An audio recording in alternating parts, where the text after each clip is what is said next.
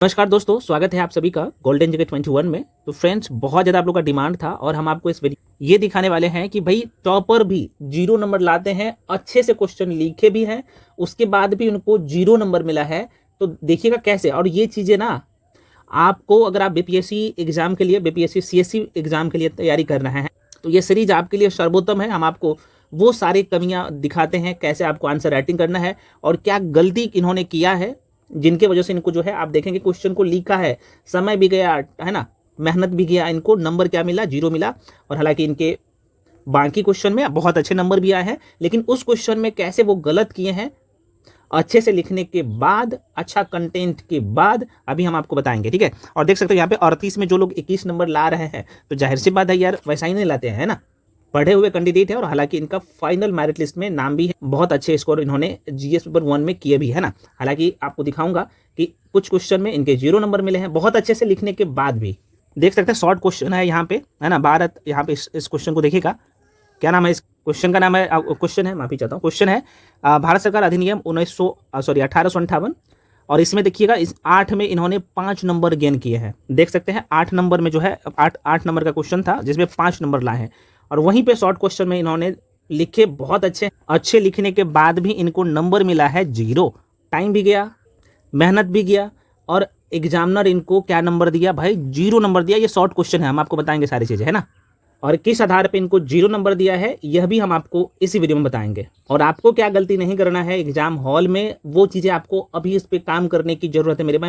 ये गलती नहीं करिएगा, इसलिए हम आपके बीच में ये सीरीज लेके आए हैं, ताकि मेंस में आप बहुत अच्छे स्कोर करें, चाहे पेपर 1 हो, पेपर 2 हो या निबंध हो, है ना। अच्छा, इससे पहले हम आपके लिए छोटा सा इन्फॉर्मेशन हम आपको बता दें, क्योंकि बहुत सारे फ्रेंड्स का ये रहता है कि सर कुछ विशेष ऑफर हम लोगों के लिए दीजिए रक्षाबंधन का। 72वीं बीपीएससी के लिए जो लोग तैयारी कर रहे हैं, तो भाई प्री के लिए और मेंस के लिए भी आंसर राइटिंग प्रोग्राम जो लेके आए हैं, उसके लिए भी हम आपके लिए एकदम कह सकते हो बिगेस्ट ऑफर है, बहुत ही नॉमिनल फी। और जो लोग ये बोलते हैं ना सर मेरा स्कोर नहीं हो रहा है, तो भाई इस बैच में आओ, बहुत अच्छा स्कोर होगा। चाहे हिस्ट्री की बात कर ले, पॉलिटी की बात कर ले, ज्योग्राफी की बात कर ले, साइंस की बात कर ले, करंट अफेयर्स की बात कर ले, या बिहार स्पेशल, सब कुछ आपको उम्दा तरीके से पढ़ाया जा रहा है। उतना ही कंटेंट और उतना ही आपको वीडियो दिया जाता है जितना आप आराम से कर सकते हैं, ठीक है। तो पहले हम आपको जल्दी जल्दी बता दें, इसका फी सबसे पहले आप सबको पता है कि 1599 था इस बैच का फी, जिसमें एनसीईआरटी इंक्लूड है। इसका फी जो है अब कितना कर दिया गया है, 899। और ये ऑफर सीमित समय के लिए है, मात्र 899 कर दिया गया है। तो इस बैच को आप क्या कर सकते हो, ज्वाइन कर सकते हो, है ना। सब कुछ मिलेगा, है ना। इसमें सारे सब्जेक्ट आपको करवाया जा रहा है। इसमें एनसीईआरटी इंक्लूड है, बहुत ही उम्दा तरीके से नोट्स आपको दिया जाता है, एनसीईआरटी पढ़ाया भी जाता है। खासतौर पे कहीं भी पढ़ रहे हो ना, हम आपको पहले बता चुके हैं कि भाई एनसीईआरटी आपको साइंस के लिए और ज्योग्राफी के लिए और इको के लिए, ये 3 सेक्शन के लिए एनसीईआरटी करना ही पड़ेगा। बीपीएससी प्री आप चाहते हो हमें क्लियर करना है तो, है ना, क्योंकि बहुत इंपॉर्टेंट सेक्शन है। और ये सब कुछ इंक्लूड है, क्योंकि इस बैच में आप देख सकते हो सारे सब्जेक्ट यहाँ पे है ना, सारे सब्जेक्ट आपको पूरा करवाया जा रहा है। तो इस बैच को ज्वाइन करिए, इसमें सारे सब्जेक्ट आपको hand written notes, video class, each and everything, BPSC का पीवाईक्यूज, सब कुछ मिल रहा है। तो इसका फी हम आपको बता ही दिया है, मात्र जो है कितना है 899। ये ऑफर सीमित समय के लिए है। तो जो लोग ज्वाइन करना चाहते हो इस बैच को, ये जो स्क्रीन पे आपको नंबर दिख रहा होगा 7319924130, इसी नंबर पे आपको पेमेंट करना होता है। उसका स्क्रीनशॉट करके इसी नंबर पे भेजिएगा, उसके बाद आपको तुरंत बैच में जोड़ दिया जाएगा, ठीक है। कोर्स के रिगार्डिंग कोई इन्फॉर्मेशन चाहिए तो आप इसी नंबर पे कॉल करके इन्फॉर्मेशन ले सकते हैं। कॉल करने का जरूरत ही नहीं पड़ेगा, हम आपको बता ही देते हैं। इसी नंबर पर 7319924130, इसी पे पेमेंट करिएगा। पेमेंट आप गूगल पे, फोन पे, पेटीएम किसी भी माध्यम से कर सकते हैं। उसका स्क्रीनशॉट करके इसी नंबर पर भेजिएगा, उसके बाद आपको तुरंत बैच में जोड़ दिया जाएगा, ठीक है। क्योंकि अब देखा जाए तो लगभग आपके प्री एग्जाम का 55 दिन ही बचे हुए हैं, और इसमें सारे सब्जेक्ट आपको करवाया जा रहा है प्री का। और जो लोग बीपीएससी मेंस का आंसर राइटिंग करना चाहते हैं, मेंस वाले बैच में आना चाहते हैं, उसके लिए मात्र 1299 कर दिया गया इस बैच का। और आप देख ही रहे हैं कितना उम्दा तरीके से आंसर राइटिंग आपको करवाया जा रहा है। इसका फी जो है आप सबको पता है 2499 था, जिसे कम करके, और ये विशेष उपहार है आप सभी कैंडिडेट के लिए, जिसका फी मात्र 1299 कर दिया गया है। तो भाई अगर आपको बीपीएससी में फाइनल सिलेक्शन लेना है तो डेफिनेटली आप इस बैच को ज्वाइन करिए। इतने कम फी में और इतने अच्छे कंटेंट, इतने अच्छे गाइडेंस आपको कहीं नहीं मिलेगा। तो जो लोग मेंस के लिए ज्वाइन करना चाहते हो, आपको क्या करना है भाई, इसी नंबर पे आप देख सकते हो 7319924130, इसी नंबर पे पेमेंट करके भेजिएगा, उसका स्क्रीनशॉट करके इसी नंबर पर भेजिएगा, उसके बाद आपको मेंस वाले बैच में जोड़ दिया जाएगा ना। जो लोग प्री और मेंस दोनों बैच में आना चाहेंगे तो सिर्फ आपको 1999 ही पे करना पड़ेगा, 1999 रुपया पे करके, मतलब आपको 300 रुपया का और डिस्काउंट मिल जाता है जो लोग इस बैच में ज्वाइन करना चाहोगे, तो प्री और मेंस दोनों बैच में, ठीक है। बाकी एनसीईआरटी का जो कंप्लीट सीरीज चल रहा है, तो उसका भी फी कितना कर दिया हूँ, 599 कर दिया हूँ। तो आप इस बैच को भी ज्वाइन कर सकते हो। जिनको लगता है कि सिर्फ हमको एनसीईआरटी सीरीज चाहिए, तो आप इस बैच को ज्वाइन कर सकते हो। सभी के लिए नंबर यही है ना। तो इसी नंबर पे आप कॉल करके इन्फॉर्मेशन भी ले सकते हो। अब देखिए देखिएगा हम लोग अब आ गए क्वेश्चन की तरफ। जो क्वेश्चन में नंबर जो मिले हैं एस्पायरेंट को आप देख सकते हो 8 में 0 नंबर किस आधार पे मिला है। अब देखो ये लिखे भी है, उसके बाद भी नंबर जो है यहाँ पे मिला है इनको 0। क्यों मिला है मैं आपको दिखाता हूँ। क्वेश्चन यहाँ पे आप देख सकते हैं, क्वेश्चन पूछा गया है नील विद्रोह से। अब इनके मन में उस समय क्या निकल के आ गया, नील विद्रोह से मतलब इनके माइंड में आ गया चंपारण सत्याग्रह, और चंपारण सत्याग्रह का कंटेंट इसमें क्या कर दिया है, इन्होंने लिख दिया। ठीक है, अभी हम आपको बताएंगे। तो देखो इन्होंने नील विद्रोह जो यहाँ पे देखो, मैं थोड़ा सा क्वेश्चन को जो है हम बड़ा कर देते हैं, इंडिगो या बोलिए या नील विद्रोह बोलिए। ठीक है, यहाँ पे लिख देता हूँ नील विद्रोह प्रश्न पूछा गया था, शॉर्ट क्वेश्चन है ना, नील विद्रोह 8 नंबर का क्वेश्चन था, इनको मिला है 0 नंबर। क्यों मिला है 0 नंबर, देखो भाई आप सबको पता है नील विद्रोह जो हुआ था किस क्षेत्र में हुआ था, तो आप क्वेश्चन को कैसे लिखोगे। तो जब आप शुरू करेंगे क्वेश्चन को तो आप यहाँ पे लिखोगे कि नील विद्रोह जो है 18 से कब तक हुआ था, तो आप कहेगा सर 1859 से लेके 1860 के बीच में हुआ था। तो आप यहाँ पे अगर जब आप इसका भूमिका लिखते हो, है ना, क्योंकि आपको शॉर्ट क्वेश्चन में कितना हम आपको बताएं कि लगभग जो है 25 से 30 शब्दों में इसकी भूमिका को लिखना होता है। तो यहाँ पे बता सकते हो, हम लिखेंगे नहीं, हम आपको बता देते हैं। यहाँ पे बता सकते हो कि जो नील विद्रोह है 1859 से 60 के बीच में हुआ था, है ना, इसका टाइम पीरियड ये था। और यह विद्रोह जो है भारतीय स्वतंत्रता संग्राम और किसान आंदोलनों के इतिहास का एक अत्यंत महत्वपूर्ण अध्याय है, ये लिख सकते हो।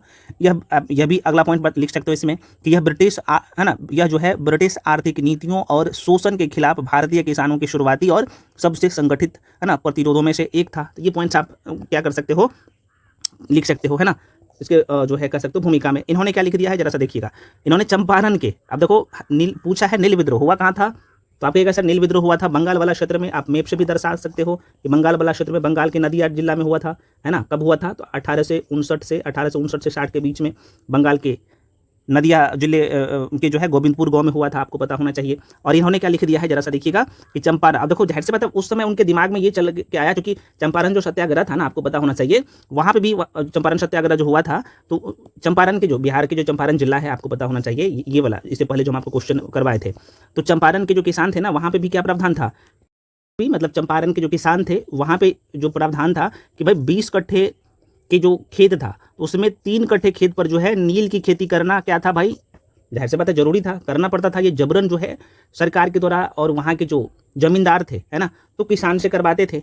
तो उनके माइंड में ये चीज़ आ गया और उन्हीं को यहाँ पे लिख दिया कि नील विद्रोह। यहाँ पे हालांकि जब आप क्वेश्चन पढ़ोगे तो यहाँ पे इंडिगो शब्द भी दे दिया है, लेकिन ये जो विद्रोह हुआ था ना, ये चूंकि बंगाल के, हम आपको बताया ना कि बंगाल के क्षेत्र में हुआ था, बंगाल की नदिया जिले के जो है गोविंदपुर गांव में यह विद्रोह हुआ था। तो यहीं पे चूंकि इररिलेवेंट यहाँ पे इनका आंसर इन्होंने लिखा है, क्योंकि चंपारण सत्याग्रह का सारी चीज़ इसमें भर दिया है ना।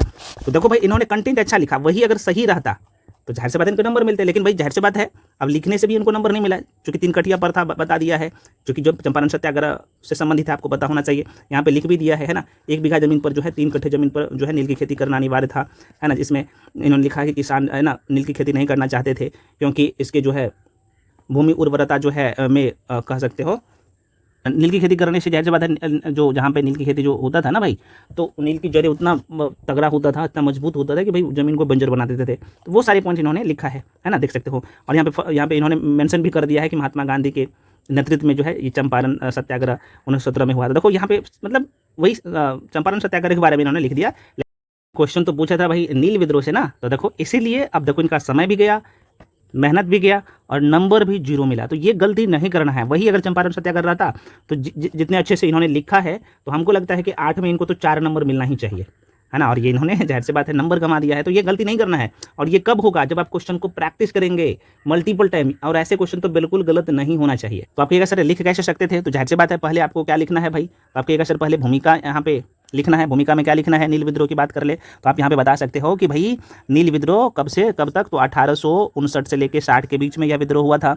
भारतीय स्वतंत्रता संग्राम और किसान आंदोलन के इतिहास का एक अत्यंत महत्वपूर्ण अध्याय था। यह ब्रिटिश आर्थिक नीतियों और शोषण के खिलाफ भारतीय किसानों के शुरुआती और सबसे संगठित जो है प्रतिरोधों में से एक था। तो ये इनका बॉडी पार्ट नहीं बोलूँगा, इसका भूमिका बोल सकते हो, है ना। और यहाँ पे इसकी पृष्ठभूमि भी बता सकते हो, बॉडी पार्ट। जैसे नील विद्रोह की शुरुआत जो है कब, तो 1859 ईस्वी में बंगाल के नदिया जिले के जो है गोविंदपुर गांव में हुई थी। इसका नेतृत्व कौन किया था, तो वहाँ के स्थानीय जो किसान थे वो किया था। किसान का नाम क्या था भाई, है ना, तो दिगंबर विश्वास और विष्णु विश्वास ने किया था। यह आंदोलन यूरोपीय बगान मालिकों द्वारा बगान के किसानों पर जो है जबरन, है ना, नील की खेती जो है थोपने के विरोध था। तो यहाँ पे ये भी बॉडी पार्ट में जो है आप दर्शा सकते हो, ठीक है। एक डायग्राम भी दर्शा सकते हो जो कि हम आपको बताए हैं, ठीक है। विद्रोह का कारण क्या बता सकते हो, चूंकि आप शॉर्ट क्वेश्चन लिख रहे हो तो विद्रोह का कारण में आप सबको पता है कि ददनी प्रथा बहुत प्रचलित था। तो ददनी प्रथा में क्या था, है ना, तो यूरोपीय बागान मालिक किसानों की खेती के लिए बहुत कम ब्याज पर जो है अग्रिम राशि देते थे, है ना, ददनी प्रथा। तो यहाँ पे ददनी प्रथा लिख देते ना, तो चूंकि उनसे एग्जामिनर को पता चल जाता है कि ददनी प्रथा आखिर है क्या, है ना, चूंकि आप शॉर्ट क्वेश्चन लिख रहे हो। उसके बाद यहाँ पे आर्थिक शोषण में कारण में आर्थिक शोषण बता सकते थे। उसके बाद यहाँ पे शारीरिक और मानसिक उत्पीड़न बता सकते थे, है ना। उसके बाद कानूनी संरक्षण का अभाव, ये भी बता सकते हो। उसके बाद विद्रोह का स्वरूप अगर बता देते हो डायग्राम के लेके तो और बढ़िया आंसर हो जाएगा, जिसमें असहयोग, सामाजिक बहिष्कार, हिंदू मुस्लिम एकता, ये बता सकते हो, ठीक है। तो ये सारी चीज़ें हैं। उसके बाद परिणाम क्या निकल के आता है, तो यह आंदोलन जाहिर सी बात अपने उद्देश्यों में सफल रहा। इसके बढ़ते प्रभाव को देखकर जो है ब्रिटिश सरकार को झुकना पड़ा था। और उसके बाद आप सबको पता है कि 1860 में, है ना, 1860 ईस्वी में सरकार ने क्या किया, तो नील आयोग का गठन किया गया था, है ना। तो अब यहीं पे सरकार ने WS सीटन कार की अध्यक्षता में, तो उसका नाम अगर लिख देते हो WS सीटन कार की अध्यक्षता में जो है नील आयोग का गठन किया गया। किसके अध्यक्षता में, तो ये बता देते तो और अच्छा आंसर हो जाता है। हालांकि मॉडल आंसर हम आपको इसका दे देंगे, पढ़ लीजिएगा, है ना, आंसर राइटिंग का जो सीरीज करवा रहे हैं वहाँ पे। तो ये सारी चीज़ें हैं भाई, है ना। उसके बाद यहाँ पे चंपारण से जुड़ाव को बता सकते हो बिहार के संदर्भ में, और अच्छा हो जाएगा। और निष्कर्ष में यहाँ पे दोगे कि नील विद्रोह ने यह साबित कर दिया कि यदि किसान एकजुट हो, है ना, हो तो वे शक्तिशाली ब्रिटिश सत्ता को भी पीछे हटने पर मजबूर जो है कर सकते हैं। इसने भविष्य के राष्ट्रीय और किसान आंदोलन जैसे चंपारण और खेरा के लिए एक जो है प्रेरणा और वैचारिक आधार तैयार किया, तो ये बता सकते हो। तो और आपका नंबर, अगर ये सारे पॉइंट्स लिखते हो तो नंबर काटेगा, कहाँ से काटेगा, नहीं काटेगा यार, क्योंकि आपका ऑथेंटिकेशन आंसर में दिखता है। तो ये है, लेकिन इन्होंने गलती की, तो नंबर जो है यहाँ पे क्या मिला, 0। और यहाँ पे देख सकते हैं कॉपी में लिख भी दिया है कि आप जो लिखे हो वो इरेलीवेंट है। जो क्वेश्चन पूछा गया था, है ना, वो उसका आंसर आप नहीं दिए हो। दूसरे क्वेश्चन का, चंपारण सत्याग्रह का जो है आपने आंसर लिखा है, इसलिए इनको नंबर मिला है 0। तो देखो ये उस पर डिपेंड करता है ना, आयोग पे। अब देखिएगा कुछ कॉपी हम आपको दिखाएंगे जो इरेलीवेंट है, उसमें 1 नंबर दे भी दिया है, 0.5 नंबर दे भी दिया है, लेकिन इनको 0 नंबर मिला है, ठीक है ना। तो वो जो कॉपी चेक करते हैं ना, उस पर डिपेंड करता है। अब देखो इनका ऐसा नहीं कि भाई इतने मेहनत किया है, टॉपर भी रहे हैं, तो ये क्वेश्चन नहीं जानते होंगे, जानते थे, है ना, लेकिन ये गलती कर दिया, है ना। उस समय दिमाग वहाँ भी चला गया, चंपारण सत्याग्रह जो है उसके माइंड में आ गया, नील विद्रोह माइंड में नहीं आया। यही होता है एग्जाम हॉल में। तो ये प्रैक्टिस करने से सुधार होगा, हम आपको पहले बताएं। इसलिए प्री के लिए आप तैयारी कर रहे हैं तो अच्छी बात है, लेकिन मेंस के लिए 30%, जैसे 100% टाइम है ना, हम आपको पहले बता चुके हैं 100% आपका जो टाइम है, तो 70% आप प्री पे दीजिए, 30% यार मेंस पे दो। आंसर राइटिंग करो, हम आपको करवा रहे हैं। और आंसर राइटिंग जब भी करते हैं तो हम आपको बताए हैं कि भाई 4 चीज़ों को फॉलो करना है। पहली चीज़ है टॉपर कॉपी, दूसरी चीज़ें जो है बीपीएससी का PYQs, तीसरे चीज़ क्या करना है, तो उस टॉपिक पे कमांड करना है, जिस टॉपिक से बीपीएससी प्रश्न पूछता है तो टॉपिक को तैयार करना है। और चौथी चीज़ है आंसर राइटिंग करना है, प्रैक्टिस करना है। इतना काम करो ना, टॉपर लिस्ट में आप होंगे, है ना। बाकी आप सभी लोग समझदार हैं, आप लोगों को हम बता दिए हैं। जो लोग बैच में जुड़ना चाहते हैं, बहुत सारे फ्रेंड्स का ये रहता है सर मेरा प्री बार अटक रहा है, अभी पढ़ने का टाइम है, यहाँ पे पढ़ो, यहाँ पे जो कंटेंट दिया जा रहा है बहुत ही सर्वोत्तम है। कुछ लोग डेमो बोलते हैं भाई यूट्यूब पे बहुत सारे NCERT का सीरीज में आपको यूट्यूब पे करवा रहे हैं, है ना। और साथ में इसका जो है 1 शॉर्ट वीडियो भी यूट्यूब पे पड़ा हुआ है, जाके देख लेना, है ना। बहुत अच्छा कंटेंट होता है, वही चीज़ें पढ़ाया जाता है जो आपके पेपर में है। आप सोचो ना, स्पेक्ट्रम की बात कर लो तो आप, अच्छा M लक्ष्मीकांत की पॉलिटी की बात कर लो, जब बुक पढ़ते हो तो लगभग ये 600-700 पेज का रहता है, जिससे हम आपको क्या करते हैं भाई 40-45 पन्ना में कर देते हैं। तो अब क्या चाहिए, और वो ओरिजिनल नोट्स होता है, तो वो करना पड़ेगा एग्जाम टाइम में रिवीजन के लिए। तो ये आपको इस बैच में मिल जाएगा। बाकी NCERT बैच हम आपको बता ही दी, और बीपीएससी मेंस बैच में जो लोग जुड़ना चाहते हो तो आप इस बैच को ज्वाइन कर सकते हो, बहुत ही नॉमिनल फी है। जो लोग दोनों बैच को ज्वाइन करना चाहते हो मात्र 1999 में आपको सब कुछ मिल जाएगा, इसमें NCERT इंक्लूड रहेगा, ठीक है। चलिए फ्रेंड्स, तो मिलते हैं अगले वीडियो में। जो लोग आंसर राइटिंग फ्री वाले जो हम आपको यूट्यूब पे करवा रहे हैं उसको ज्वाइन करना चाहते हो तो टेलीग्राम पे जाके जुड़ जाओ, वहाँ पे लिंक है, वहाँ से आप क्वेश्चन लिख के भी भेज सकते हो, आपका कॉपी भी चेक किया जाता है ना।